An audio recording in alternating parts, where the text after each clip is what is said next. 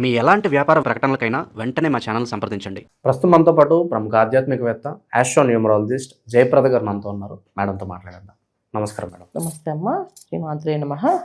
Madam, ప్రతి నెల కూడా మనం రాశి ఫలితాలు చేస్తున్నాం. సో రాశి ఫలితాలతో సంబంధం లేకుండా ఈరోజు మనం కన్యా రాశి గురించి మాట్లాడదాం.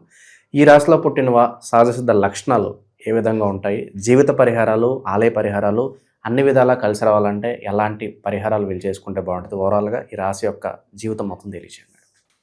తప్పకుండా. కన్యా రాశి అనగానే ఏంటంటే మనకి ఆ రాశి తత్వం ఎలా ఉంటుంది, మనకి ఆలోచన విధానం వీళ్ళది ఎప్పుడు కూడా ఏంటంటే చాలా సింపుల్ వైజ్గా ఉంటుంది. ఏదో పెద్దగా ఆలోచించి లోతుగా డెసిషన్స్ తీసేసుకున్నాను అనుకోరు వీళ్ళు. చాలా సింపుల్ వైజ్గా ఉంటారు అనమాట. ఉన్న లైఫ్ చాలా చిన్నది, అంటే అదేదో సినిమాలో పాట చెప్తారు, ఉన్న జీవితం ఇంత చిన్నది, దానిలో సంపాదించాల్సింది, అనుభవించాల్సింది ఇవన్నీ ఉంటాయి అనేసి. అలాగా వీళ్ళు ఏం సంపాదించినా వీళ్ళు ఎంజాయ్మెంట్ ఎక్కువగా ఖర్చు పెడుతుంటారు. అంటే సంపాదించి తినడానికి కదా, బతకడానికి కదా, హ్యాపీగా ఉండడానికి కదా, మళ్ళీ ఫ్యూచర్లో దాచుకోవాలి, దాచిపెట్టాలి అనే లక్షణం చాలా చాలా తక్కువ. నేను చూసినంత వరకు కన్యారాశి వాళ్ళు ఈ తత్వం అనేది చాలా తక్కువ అనమాట. ఎంత సంపాదిస్తారో అంతే ఖర్చు ఉంటుంది వీళ్ళకి, అంతే ఎంజాయ్మెంట్ చేస్తారు, అంతే లైఫ్లో. అంటే ఎంజాయ్మెంట్ అంటే అదేదో తిరుగుళ్ళు వేరే విషయాలు కాదు, వీళ్ళ ఫ్యామిలీతో లైఫ్ ఎంజాయ్ చేయడం, ఫ్యామిలీతో బయట వరల్డ్ ట్రిప్స్కి వెళ్ళడం, ఫారెన్ ట్రిప్స్కి వెళ్ళడం, తిరగడము. ఇది ₹1,00,000 సంపాదిస్తుంటే లక్ష సంబంధించిన ఖర్చుంతా ఖర్చు పెట్టేస్తారు ఎవ్రీ మంత్. అది వీళ్ళ పద్ధతి. దాచుకోవడం కానీ, దాచిపెట్టుకోవడం కానీ, ఎవరికైనా ఎప్పుడైనా ఏదైనా అవసరం అయితే, రిజిస్టర్ అయితే, ఎమర్జెన్సీ అయితే, అవసరం అయితే ఉంచుకోవాలని మాత్రం ఇలాంటి లక్షణాలు ఏమీ ఉండవు వీళ్ళకి. మనత్వం తత్వం అనేది ఎక్కువగా ఉంటుంది. ఏ చిన్న విషయానికి కూడా తొందరగా ఇన్స్పైర్ అయిపోతుంటారు. అంటే వీళ్ళని ఈజీగా నమ్మించవచ్చు, వీళ్ళని ఈజీగా మోసం చేయొచ్చు, వీళ్ళని ఈజీగా ఏమైనా చేయొచ్చు అనే విధంలో కన్యారాశి వాళ్ళు ఉంటారు.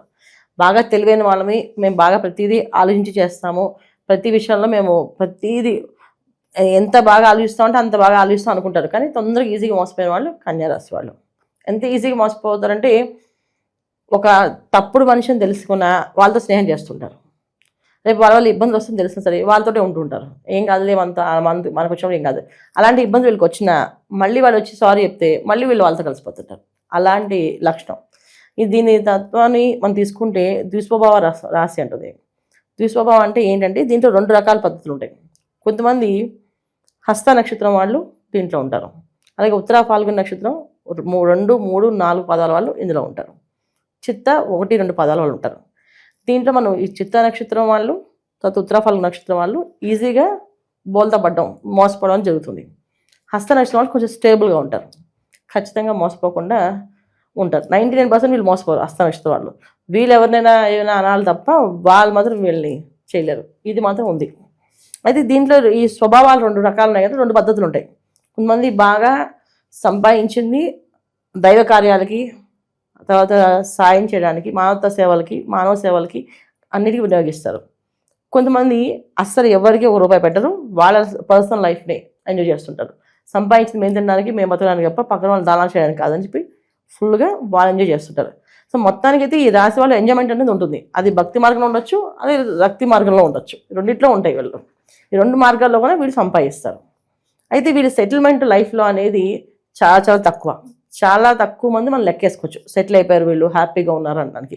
హ్యాపీగా ఉంటారు.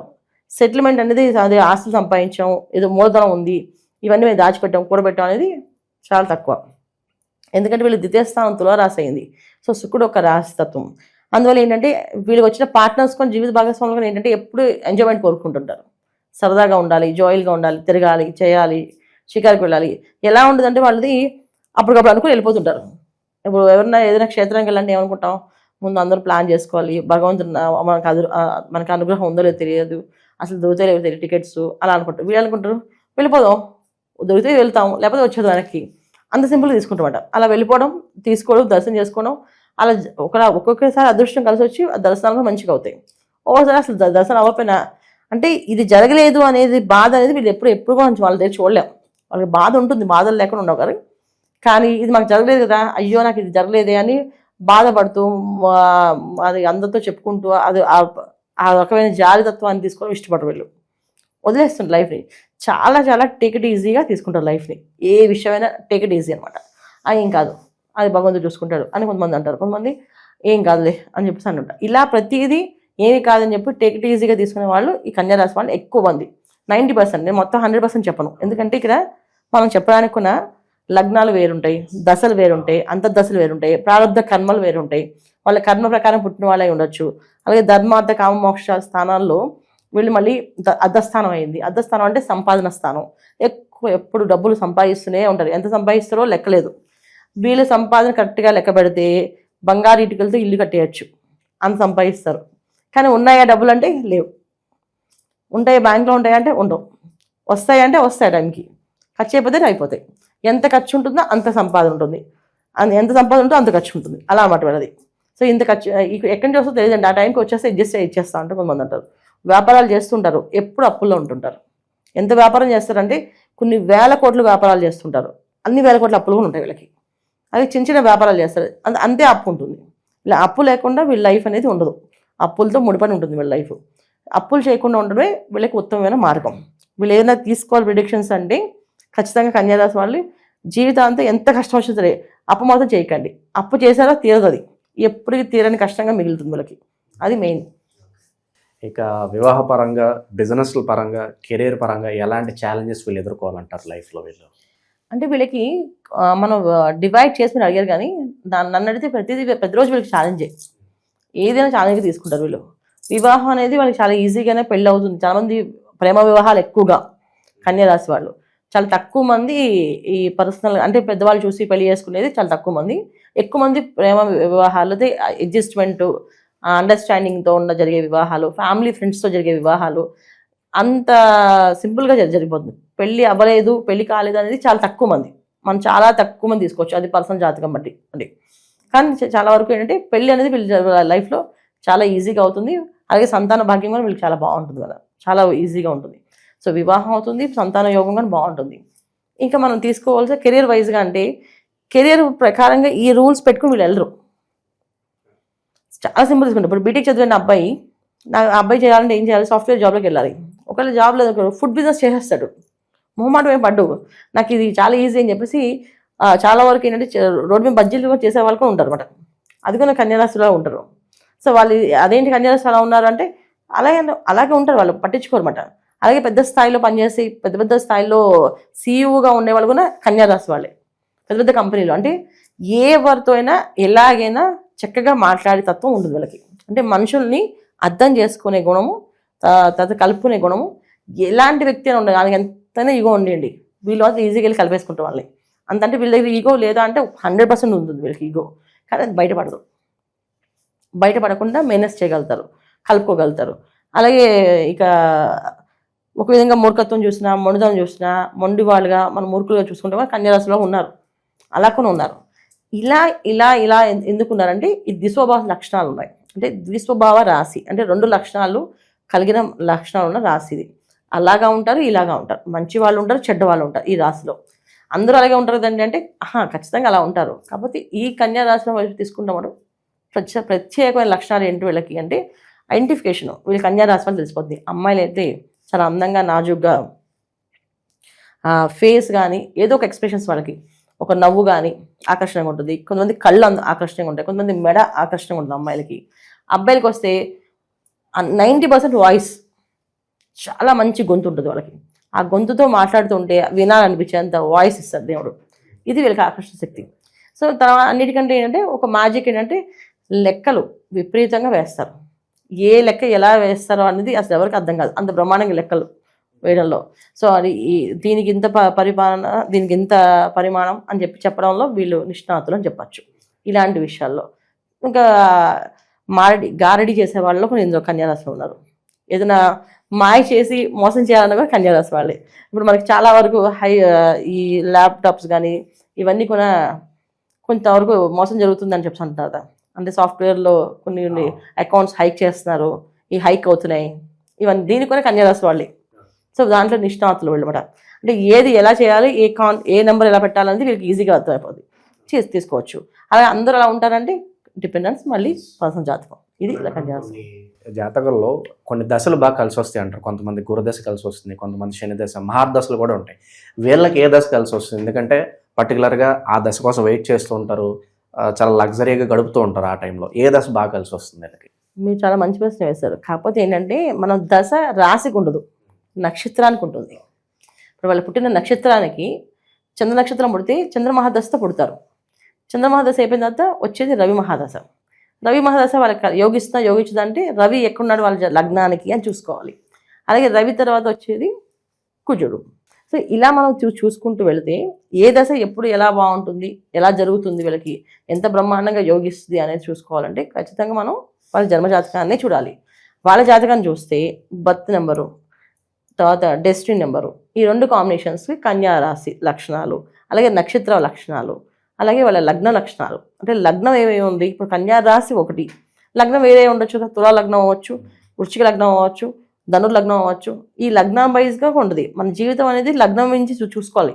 మామూలుగా మనం జ్యోతిష్యం మేము అనాలిసిస్ చేస్తే ఫస్ట్ వీళ్ళు ఏ సమయంలో పుట్టారు, ఆ సమయానికి ఏ లగ్నం ఉంది, ఈ లగ్నం నుంచి ఈ లగ్నానికి ఎవరు పాపులు ఎవరు శుభులు అనేది చూసుకుంటూ అనాలిసిస్ చేసి మీ జీవితంలో ఈ దశలు బాగా యోగిస్తాయి, ఈ దశలు యోగించవు అని చెప్పచ్చు. ఇప్పుడు మీ శని మహాదశ కన్యారాశి వాళ్ళకి యోగించవచ్చు, కాకపోతే శని భగవానుడు ఎక్కడున్నాడు వాళ్ళకి. సో వాళ్ళ లగ్నానికి శని భగవానుడు ఏమయ్యాడు, కన్యారాశి శని భగవానుడు మిత్రత్వమే, అంటే మంచి నెంబరే, మంచి స్థానమే. కాకపోతే వీళ్ళ లగ్నానికి ఆయన మంచి స్థానంలో ఉన్నాడా పాపస్థానంలో ఉన్నాడా, అప్పుడు పాపస్థానం ఉన్నప్పుడు పాపస్థానం ఫలితాలు బాగా ఎక్కువ ఇస్తాడు. శని భగవానుడు మనకి కర్మానికి అధిపతి అయినా, అంటే కర్మాధిపతి అయినా. సో కర్మాధిపతి అయినప్పుడు ఏం చేస్తాడైనా పూర్తిగా మన కష్టాలని, అంటే ఇంత నొప్పి ఉన్నా సరే లేదు నువ్వు ఇది చేసి వెళ్ళాల్సిందే అని చెప్తుంటారు అలా అన్నమాట. సో ఇది కనికరం లేకుండా చేస్తారే వీళ్ళు అంటారా, ఆ కనికరం అనేది శని భగవానికి ఉండదు, కర్మ పూర్తిగా అనుభవించాల్సింది. అందుకే మనం ఈ దశ బాగుంటుంది చెప్పలేం. వాళ్ళ జాతకం చూపిస్తే ఖచ్చితంగా వాళ్ళకి ఏ దశ యోగిస్తుంది, ఎప్పుడు వాళ్ళకి లైఫ్లో టర్నింగ్ ఉంటుంది, ఎప్పుడు వీళ్ళు టర్నింగ్ పాయింట్ ఉంటుంది, వీళ్ళ లైఫ్లో ఏం చేసుకోవచ్చు, అసలు జాబే చేయాలా వ్యాపారమే చేయాలా అనేది చెప్పగలుగుతాం. అంతేగాని ఇలా మనం కన్యారాశికి ఈ దశలు యోగిస్తాం చెప్పలేం, చెప్పకూడదు మనం. అదా గ్రహస్థితితో సంబంధం లేకుండా జీవితాంతం కూడా అభివృద్ధి బాట పయనించాలంటే ఎటువంటి పరిహారాలు వీళ్ళు బాగా అవసరం అంటారు, ఎటువంటి దైవారాధనలు ఉంటే బాగుంటుంది అంటారు? ఖచ్చితంగా బుధుడు ఒక రాశిది, అంటే బుధుతత్వం ఉన్న రాశి. అంటే బుధుడు ఒక అనుగ్రహం కావాలి అంటే మనకి విష్ణు ఒక అనుగ్రహం కావాలి. విష్ణుమూర్తిని ఎక్కువగా ప్రార్థన చేస్తే బుధుడు మనకి అనుకూలంగా అన్ని విషయాల్లో సాయంగా ఉంటుంది. అందుకేనంటే ఇప్పుడు విష్ణు ఆరాధన, విష్ణు సహస్రనామ పారాయణ ఎక్కువగా చేయడం, ప్రతిరోజు విష్ణు సహస్రనామ పారాయణ చేయడం చాలా చాలా దినదిన అభివృద్ధి. వీళ్ళకి జీవితాంతం వీళ్ళు దినదిన అభివృద్ధి అవ్వాలి అంటే విష్ణు సహస్రనామ పారాయణ చేయాలి. ప్రతి బుధవారము విష్ణు సహస్రనామాన్ని పారాయణ చేసి తులసి దళాలతో లక్ష్మీ అమ్మవారికి, విష్ణుమూర్తికి విష్ణు అష్టోత్తరము, లక్ష్మీ అష్టోత్తరము ఇవి చేయాలి. ఈ తులసి దళాలు చేసిన తర్వాత ఈ దళాలని కొంచెం తీసుకొని, ఈ తులసి ఆకుల్ని కొన్ని తీసుకొని వీళ్ళు దాచుకునే డబ్బులు ఎక్కడ ఎప్పుడు పెడతారో బిరువాలో ఆ ప్లేస్లో తీసుకెళ్ళే డబ్బు పెట్టడం. వీళ్ళు వ్యాపార సంస్థలు ఉంటే వ్యాపార సంస్థలు 4 దళాలు, దాంట్లో 4 ఆకులు వేసుకోవడం, అలా వీళ్ళు జబ్బులో 4 ఆకులు పెట్టుకోవడం.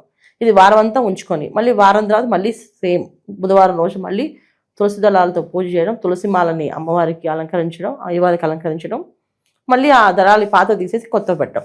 ఈ విధంగా చేస్తుంటే ధనం నిలబడుతుంది. వీళ్ళకి డబ్బులు చేతిలో వచ్చినట్టు వెళ్ళిపోతుంటాయి. అలా నిలబడాలి అంటే వీళ్ళు విష్ణు సహస్రనామ పారాయణ చేస్తూ, విష్ణు అష్టోత్తరం, లక్ష్మీ అష్టోత్తరం చేస్తూ ఈ దళాలు దాచిపెడుతూ ఉంటే ఖచ్చితంగా డబ్బు అనేది, మూలధనం అనేది ఏర్పడుతుంది. అంటే వీళ్ళకి ఆస్తిపాస్తులు నిలబడే అవకాశం ఎక్కువగా ఉంటుంది. ఇది వీళ్ళు చేసుకోవాల్సింది. ఇక జీవితాంతం వీళ్ళు వెళ్ళాల్సిన క్షేత్రాలు ఏ క్షేత్రాలు అంటే సుబ్రహ్మణ్య క్షేత్రాలు, విష్ణు క్షేత్రాలు ఏవైనా వీళ్ళు వెళ్ళొచ్చు. శుభ్రంగా తిరుపతి క్షేత్రం వెళ్ళొచ్చు, తర్వాత తిరుత్తని సుబ్రహ్మణ్య స్వామి ఆలయం అక్కడికి వెళ్ళొచ్చు. అక్కడికి వెళ్ళడం మనం ఏంటంటే వీళ్ళకి ఎక్కువగా ఏదైనా ఉంటే దోషాలు, సంతాన దోషాలు ఉంటాయి. సంతానం మాట వెనకపోవడం, మొండిగా ప్రవర్తించడం, ఇష్టం వచ్చినట్టు మాట్లాడడం ఇవి చేస్తుంటారు. అలాగే భార్యాభర్తల మధ్యలో అన్యోన్య దాంపత్య జీవితం తగ్గుతుంది. సో ఏదో ఒక దానిలో ఏదో ఒక డిస్టర్బెన్స్ వీళ్ళకు ఉంటుంది. సుబ్రహ్మణ్య స్వామి ఆలయాలకు వెళ్ళడం వల్ల ఆ దాంపత్య జీవితం అనేది సాఫీగా జాగే అవకాశం ఎక్కువగా ఉంటుంది. సంతానం ఒక భాగ్యం, అదృష్ట యోగం కూడా బాగుంటుంది వీళ్ళకి. ఇది చేసుకోవడం.